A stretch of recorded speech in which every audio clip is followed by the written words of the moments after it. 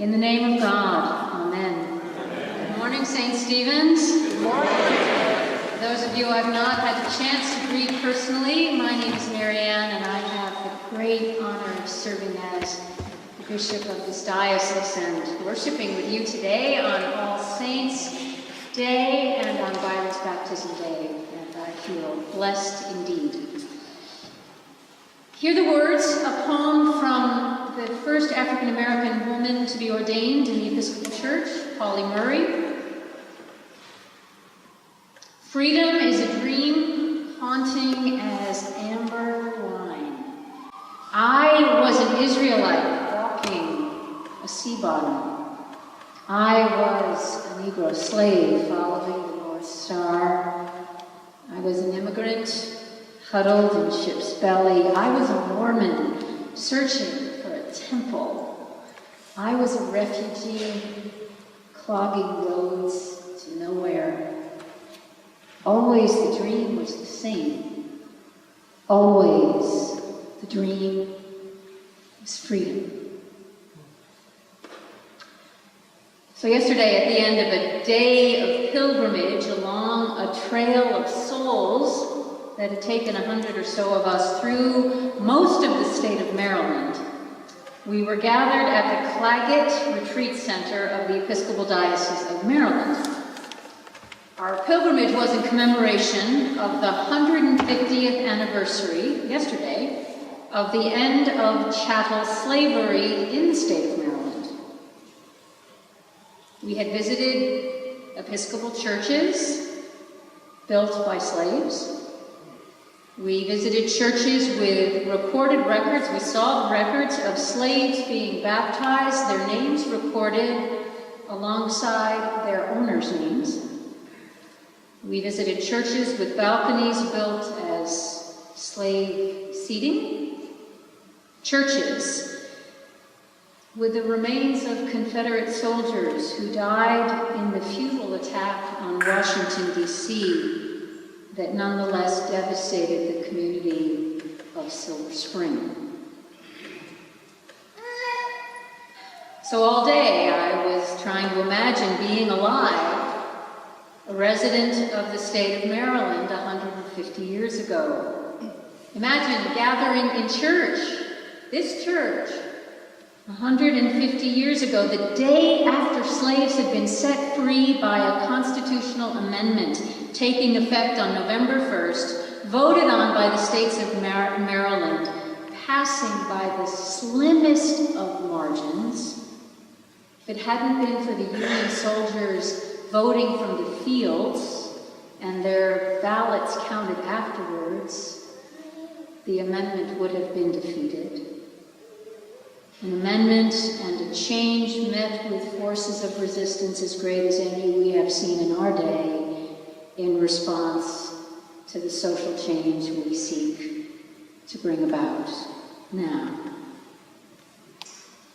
Imagine yourself a slave, imagine yourself a slave owner, imagine yourself as a point of respite on the Underground Railroad, and then try to imagine what it would be like from that place to project yourself forward 150 years in the future when an African American would preside as Bishop of the state of Maryland, Diocese of Maryland, and at a service, that service yesterday, on the former property of a Maryland slave owner, now a conference center named for the first Bishop of Maryland, who himself owned slaves.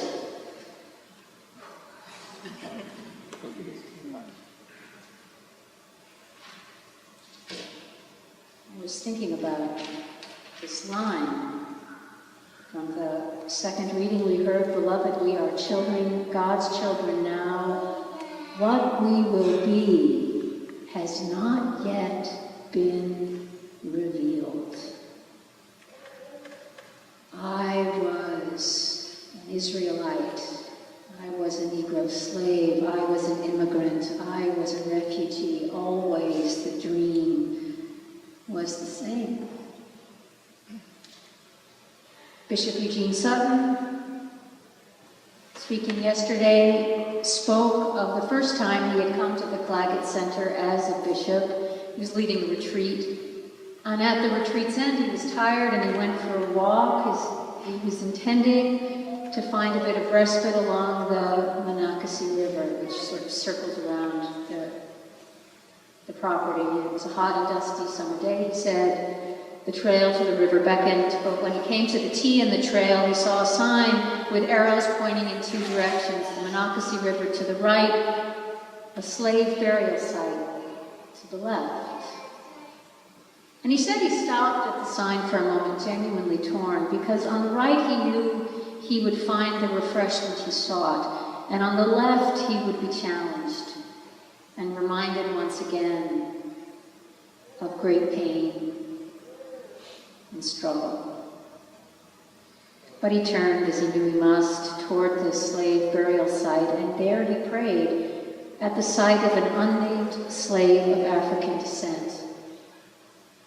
He said he found himself weeping there and saying not only to this man, but to his own unknown ancestors who had worked this land as slaves, it was not in vain.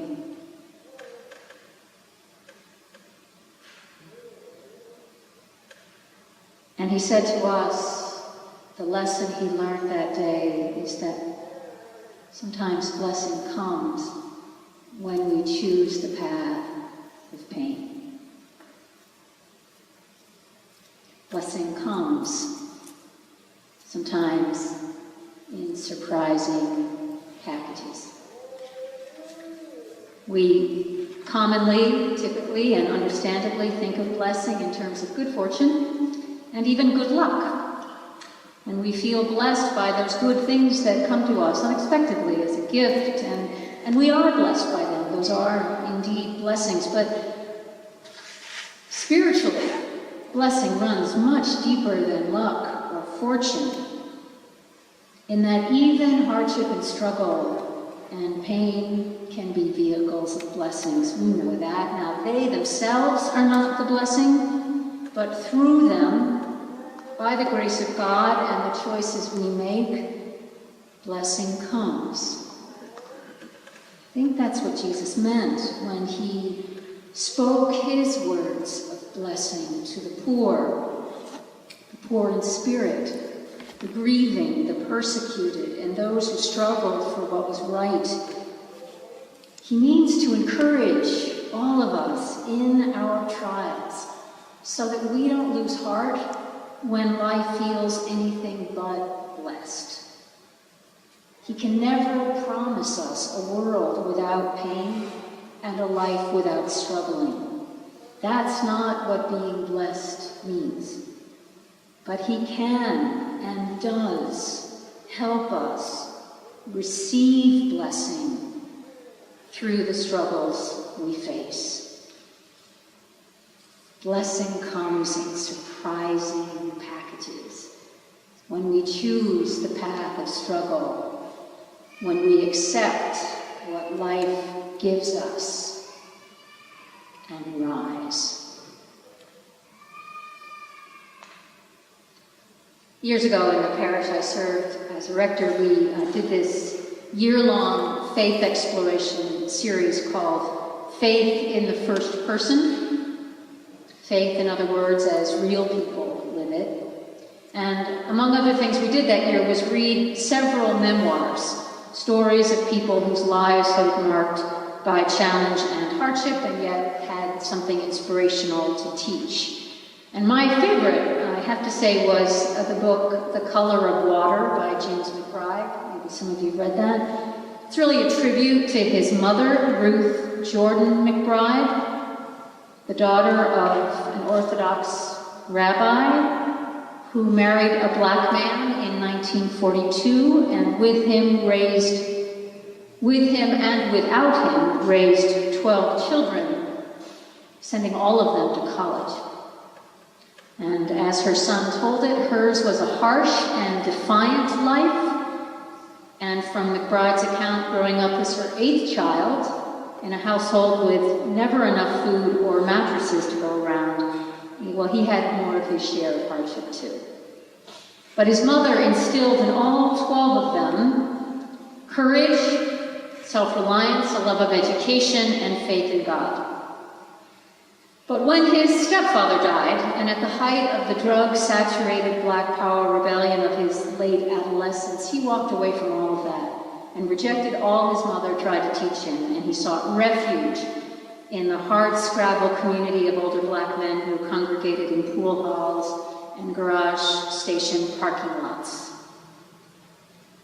And to their credit, those men knew that he didn't belong there, that he was a fist fight or a drug bust away from throwing his life into the trash, a life that had long since been denied them. And so, when he had a couple of close wake-up calls, they kicked him out of there. And he eventually found his way back to his mom's house, and from there he found his own path, one that he could walk, that he alone could walk. And in one particularly haunting passage, he writes about the time as a kid when he desperately wanted his family to be one color, one race, or the other. I didn't want to be white, he said. I wanted my mother to be Black. And how many of us have railed against the families we were born into, or at one time or another secretly wished we were born into somebody else's? But as a grown man, McBride now writes about the blessing of his life, hard as it was growing up into it, and he's grateful for the things he once wished away. The blessing came having lived through the trials and prevailing. I feel privileged now to come from the two worlds I worked so hard to reject. I feel privileged. My view of the world isn't that of a Black man, but a Black man with a white mother and something of a Jewish soul. For my money, those are the kinds of stories that inspire. Those of real people who find and face their particular demons, their unfair circumstances, their extraordinary challenges, and rise and find blessing. We all need that. We need the encouragement we can give one another so that we can live our own lives with all their travail and live into blessing that is ours alone.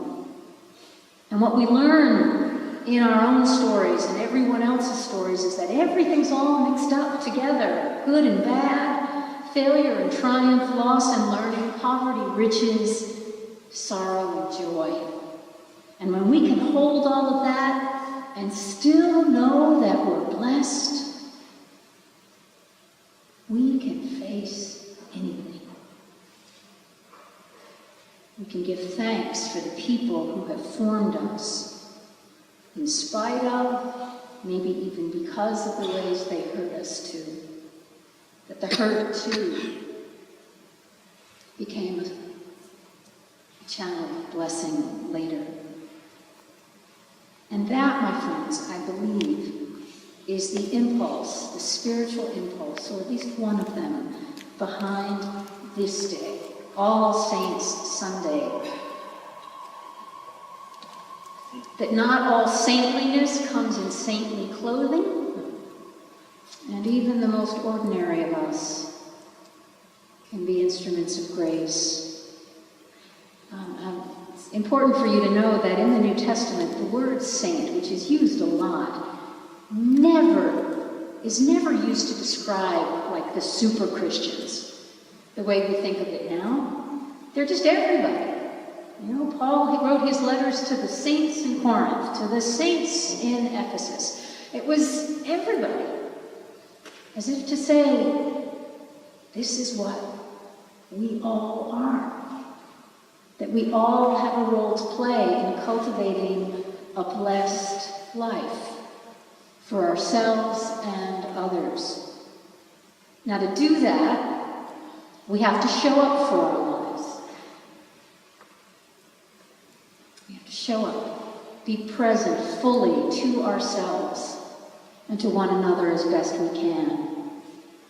And there will be times when that showing up means leaning on the love that others have to hold us up. And there are times when our part is to offer that love for someone else. And that is no small thing, to be that instrument of blessing. But our showing up gives God something to work with, to bring blessing about. The other role we play in blessing is a bit harder. It's a lot harder. Because it has to do with what only human beings can do. We are unique among the species created by God in doing this one thing, which is facing what cannot be changed and accepting life in order to transcend life. We are the only species that has the capacity to transform personal tragedy into triumph for ourselves or for someone else, to turn our predicaments and struggle into human achievement. When we're no longer able to change a situation, we can change ourselves. And it is in changing ourselves that the blessing comes, because we're allowing God to work transformation in us, making us more of who we are through the crucible of our experiences. One of the pictures that I'll carry with me forever from yesterday is this picture of a woman taken, her name was Louise Logan, was taken of her shortly after that day of emancipation.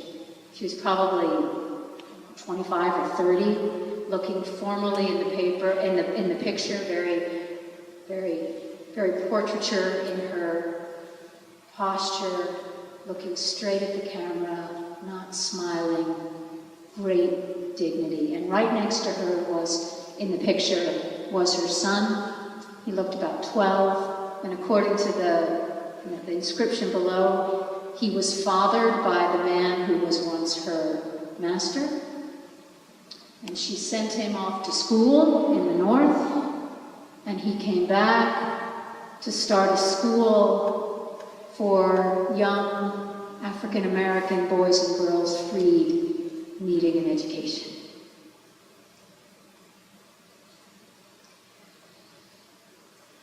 Friends, we don't do this alone. We don't live into blessing alone. Or maybe I'll say it another way, we don't have to do this alone. We get to do it with one another, in spiritual community, and in a tradition of Jesus that promises that blessings will prevail, no matter what happens. Blessings will have the final day. And today, I am privileged to stand with you as a community when we welcome Byron into this tradition, this living path.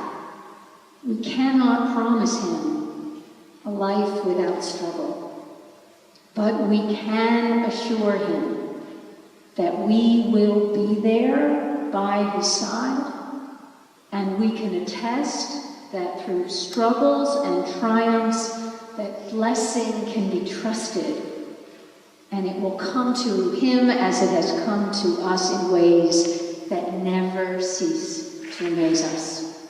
And through him and all children of his age, we project ourselves one generation ahead, and from them a generation ahead who one day, 150 years from now, will look back on us and they will say, wasn't it amazing that a community of faith of all of God's children gathered to promise to do all that they could for one child who would then go on to bless and be a blessing. Let it be so. Amen.